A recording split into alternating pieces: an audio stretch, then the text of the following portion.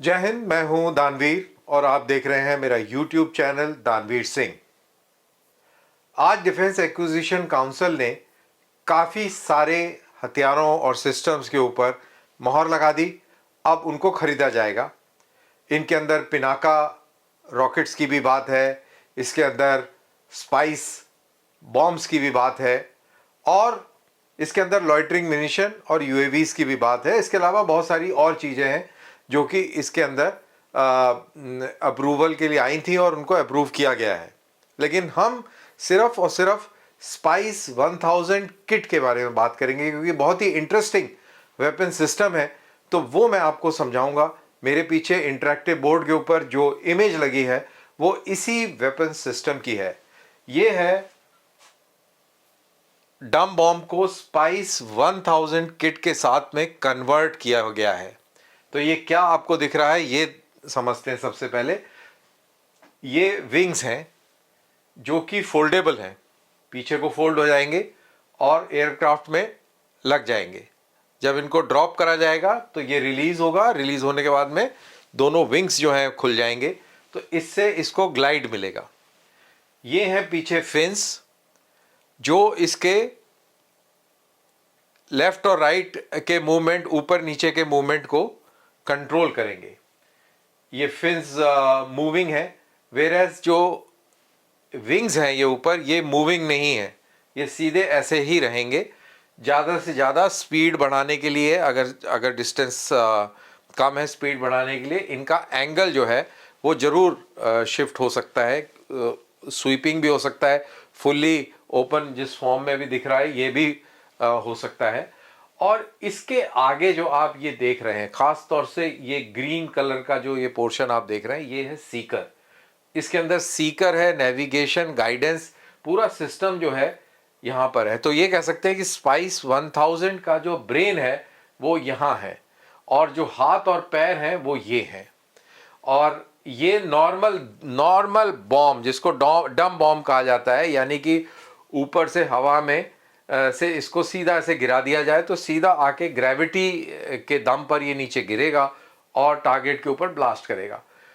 लेकिन इसके अंदर ये किट लगने के बाद में ये ग्लाइड कर सकता है एनीवेयर फ्रॉम 60 to 100 किलोमीटर्स। अलग अलग साइट्स पर इसकी अलग अलग रेंज दी गई है। और जैसा कि मैं हर बार बताता हूं कि कोई भी कंट्री, कोई भी कंपनी अपने हथियार का एग्जैक्ट पैरामीटर कभी भी डिस्क्लोज नहीं करती है। तो अगर 100 किलोमीटर की भी बात हुई है, 60 किलोमीटर की भी बात हुई है, तो आप मान के चलिए कि कहीं दरमियाने में इसकी इफेक्टिव रेंज होगी। बहरहाल, तो ये है वो स्पाइस बॉम्ब किट और ये इसी स्पाइस बॉम्ब किट का रियर पोर्शन ये है और वो दिख रहा है। अब इसमें एक और इंटरेस्टिंग चीज और आपको बता दें, देखने से हमको लगेगा कि ये इसका तरीका है फ्लाइट का, कि जैसे विंग्स ऊपर और बॉडी नीचे, बॉम्ब नीचे और ये फिन्स पीछे। लेकिन इसमें दो बहुत इंपॉर्टेंट फिटमेंट है, ये और ये। दरअसल ये हुक हैं। इन हुक्स के मदद से इनको एयरक्राफ्ट पे लगाया जाता है और लगाने के बाद में इन्हीं हुक्स के को रिलीज करने से ये बॉम्ब पहले सीधा ग्रेविटी से नीचे आता है।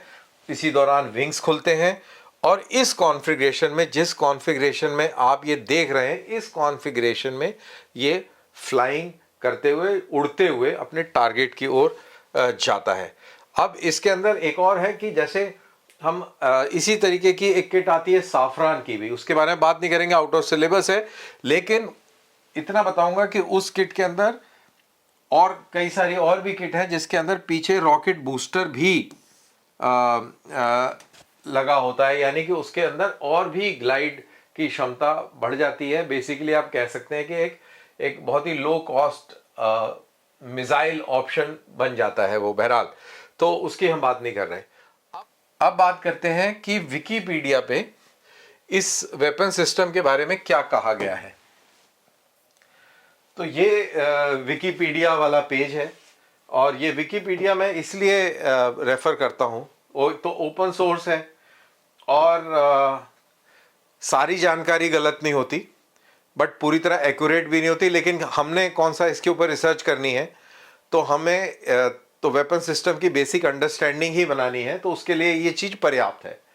अब ये क्या वेपन सिस्टम है, इसके क्या कैरेक्टरिस्टिक्स हैं, वो ये इसमें बताई गई हैं। सबसे पहली बात कि ये गाइडेड बॉम्ब है, क्लियर, क्योंकि ये जब किट इस पे बॉम्ब पे, डम बॉम्ब पे लग जाती है, तो ये डम बॉम्ब से स्मार्ट बॉम्ब में तब्दील हो जाता है, जो कि ग्लाइड भी कर सकता है। इजराइल का ओरिजिन है और इसको बनाने वाले रफाल कंपनी है, जिसको मतलब लोग कंफ्यूज करते हैं, वो फ्रेंच रफाल, लेकिन जो इजरायली कंपनी है वो रफाइल, ये है Rafale, Rafale advanced defence system. 2003 से ये इजरायली एयरफोर्स के अंदर डिप्लॉयड है, और इम्पॉर्टेंटली इजरायली एयरफोर्स और इंडियन एयरफोर्स दोनों कंट्रीज के अंदर ये यूज़ होता है, यूरोपियन कंट्रीज में भी ये यूज़ होता है। और इसके जो कैटेगरीज हैं, वेट कैटेगरीज, वो तीन है: 453 kg, 907 kg and 113 kg, which translates into 1000 pounds, 2000 pounds and 250 pounds. इसमें दो किस्म के वॉरहेड हैं, मार्क 83 और मार्क 84। बेसिकली 1000 पाउंड का ये बॉम्ब है 83। सर्कुलर एरर प्रोबेबिलिटी की एक्यूरेसी कितनी है, इसको अगर 60-70 किलोमीटर दूर से गिराया जा रहा है तो ये कहाँ जाके गिर रहा है और टारगेट से कितना आगे पीछे गिर रहा है, तो बहुत ही काबिल तारीफ है। ये सिर्फ 3 मीटर की सर्कुलर एरर प्रोबेबिलिटी के अंदर जाके गिर रहा है, तो दिस इज अमेजिंग। उसके अलावा फिर ये बात करता है कि किन किन एयरक्राफ्ट से इसको लॉन्च किया जा सकता है: F-15, F-16, पनाविया टॉर्नेडो, ये टर्बो प्रॉप है, ग्रिपिन, मिराज 2000, सुकोई MKI, तेजस मार्क 2। सो हमारे पास कौन कौन से सिस्टम्स हैं: मिराज 2000, सुकोई MKI और तेजस मार्क 2। तो इन एयरक्राफ्ट से इनको गिराया जा सकता है, इन वेपन्स का, इन बॉम्ब्स का इस्तेमाल किया जा सकता है। तो आइए जो राफेल की ऑफिशियल वीडियो है उसको देखते हैं और उसके ज़रिए मैं आपको एक्सप्लेन करने का प्रयास करता हूं। तो ये वीडियो चल रहा है, मैंने इसको हाई स्पीड पर चलाया है। इसके अंदर जो डिफेंडर है, डिफेंडर टेरिटरी ये दिखाई गई है इस तरीके से, और ये कॉन्सेंट्रिक सर्कल्स के अंदर ये दिखाया गया है दुश्मन का इलाका, जहां से वो इस इलाके के ऊपर हमला बोल रहा है, और ये हमला करने के लिए तैयार हो गए हैं। ये F-15 एयरक्राफ्ट है इजरायली, और ये एयरक्राफ्ट एयरबोर्न हो गया। ये F-16 है, और ये प्रोपेलर एयरक्राफ्ट है। ये सब एयरबोर्न हो गए हैं और अपने अपने टारगेट को डिस्ट्रॉय करने के लिए स्पाइस 1000 किट के साथ ये मूवमेंट कर रहे हैं। और ये देखा कि आपने कि F-16 ने कैसे स्पाइस बॉम्ब को गिराया। ये स्पाइस बॉम्ब गिरा और उसके बाद में टारगेट के ऊपर इसने जाके अपने आप को हिट किया और टारगेट को डिस्ट्रॉय किया। ये है स्पाइस का एक वेरिएंट, और ये देख रहे हैं कि कैसे लाइव फीड के ज़रिए ये इसने ट्रांसमिट भी किया, और ये कितना एक्यूरेट और कितना क्लासिक शॉट है ये। और ये मिराज से फेंका गया स्पाइस 1000 किट वाला बॉम्ब, और ये टारगेट के ऊपर इसने अपने आप को ब्लास्ट किया और टारगेट को डिस्ट्रॉय किया। तो ये है स्पाइस 1000, जिसके विंग्स निकले हुए हैं, और किस तरीके से ये फ्लाई करके और ये नेवल शिप को भी इसने डिस्ट्रॉय किया है। तो ये वेपन सिस्टम है जिसकी बात जिसको अप्रूवल दिया है DAC ने। और इसकी एक खासियत है, इसकी खासियत ये है कि ये फ्लाई तो कर ही सकता है, ग्लाइड कर सकता है। दूसरी चीज, इसको जैम नहीं किया जा सकता।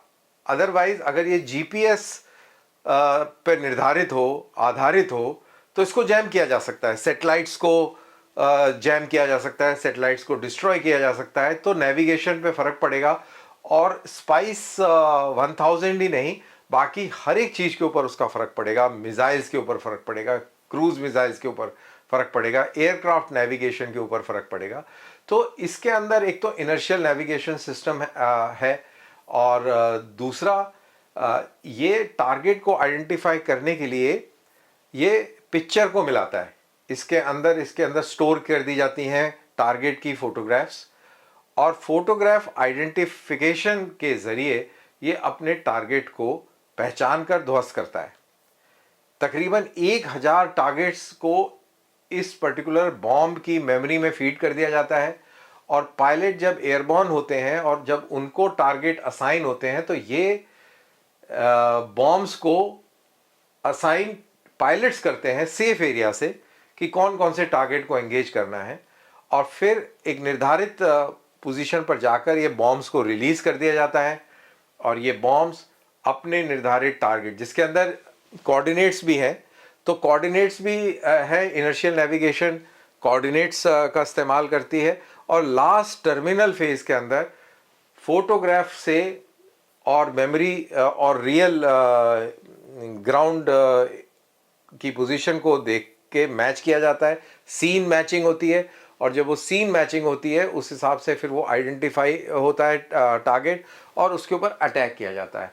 अब इसके अंदर हमने देखा कि फिन्स लगे हुए हैं, विंग लगे हुए हैं, तो ये डिसाइड भी किया जाता है कि टारगेट को पूरा टॉप अटैक से अटैक किया जाए, उसको साइड से अटैक किया जाए या उसको घूम के पीछे से अटैक किया जाए, यानी कि उसका अजमत क्या होगा और एंगल ऑफ अटैक क्या होगा, ये सब भी डिसाइड किया जाता है। और वो किस बेसिस पे डिसाइड किया जाता है, वो टारगेट के ऊपर किस तरीके का टारगेट है उस पर डिसाइड होता है। फॉर एग्जांपल एक कमांड पोस्ट है जो कि कंक्रीट की बनी है, लेकिन उसके अंदर उस कमांड पोस्ट में लूप होल्स हैं, खिड़कियां हैं, तो अगर स्पाइस बॉम्ब सीधा आके उस कंक्रीट पे आके फटेगा तो उस पे कोई फर्क नहीं पड़ेगा, लेकिन उस कमांड पोस्ट का कोई दरवाजा है, कोई लूप होल है, कोई खिड़की है जो कि साइड्स में है या पिछली साइड में है, तो उसको टारगेट करने के लिए ये ग्लाइड करते हुए आगे जाएगा, टर्न करेगा और डायरेक्टली उसके लूप होल में, दरवाजे में घुस के अंदर जाके ब्लास्ट करेगा। I am giving you a very wild example. तो इस तरीके से ये final targeting at the and in the terminal phase ये वेपन सिस्टम करेगा। तो ये एक बहुत ही क्वालिटी वेपन है जिससे हमें बहुत ही एक एज मिलेगी। अब आप इसका इस्तेमाल आजकल की सिचुएशन में हम कैसे कर सकते हैं, हमने हाल ही में ऑपरेशन सिंदूर में देखा कि हमने टेरर इंफ्रास्ट्रक्चर को कैसे निस्ते-नाबूद किया। इन्हीं हथियारों की मदद से हमने ये कार्रवाई करी और ये इनकी आवश्यकता हमें और ज़्यादा पड़ेगी अगर ऑपरेशन सिंदूर 2.0 होगा, क्योंकि अब दुश्मन ने इस तरीके के नटोरियस ट्रेनिंग और रिक्रूटमेंट सेंटर्स को शिफ्ट कर दिया है और डेप्थ में ले गए हैं, पीछे ले गए हैं, बॉर्डर से दूर ले गए हैं। तो उन सबको टारगेट करने के लिए, डिस्ट्रॉय करने के लिए हमें बहुत सारे किस्म के वेपन्स चाहिए होंगे। कुछ स्पाइस 1000 की तरह के वेपन्स चाहिए होंगे, कुछ हमें क्रूज मिसाइल्स चाहिए होंगी, कुछ हमें लॉन्ग रेंज यूएवीज चाहिए होंगी। तो बहुत किस्म के हथियारों की ज़रूरत पड़ेगी, जिसमें से एक ये स्पाइस 1000 किट भी है। तो इसी के साथ मेरा ये वीडियो यहाँ पर समाप्त होता है। आपको ये कैसा लगा? अगर अच्छा लगा तो प्लीज़ अपने दोस्तों के साथ शेयर कीजिए। मेरे को दीजिए इजाज़त। जय हिंद।